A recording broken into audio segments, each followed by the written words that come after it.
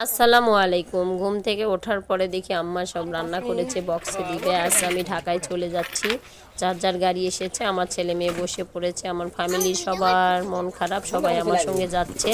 এদেরকে কাউকে আমি বোঝাতে পারি না আমি দেশের বাহিরে যাচ্ছি না, ঢাকাতে যাচ্ছি। ঢাকাতে যাওয়া আসা অনেক ইজি। তারপরে সবাই কান্না করে।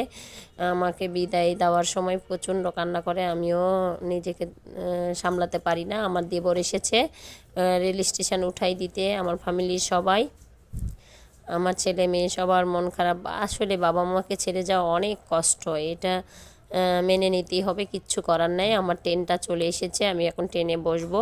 ট্রেনে বসার পর আমার ছেলে মেয়ের কান্না দেখেন। বিশেষ করে আমার ছেলে প্রচণ্ড পরিমাণ কান্না করতেছে। ও 2 ঘন্টা কান্না করেছে। আমি কেন নানিকে ছেড়ে চলে যাচ্ছি, গ্রাম ছেড়ে চলে যাচ্ছি, আমাকে কিছু ভাল লাগতেছে না, তুমি আমাকে নিয়ে যেও না, এইভাবে কান্না করতেছে। আমারও প্রচণ্ড খারাপ লাগতেছে ছেলের কান্না দেখে।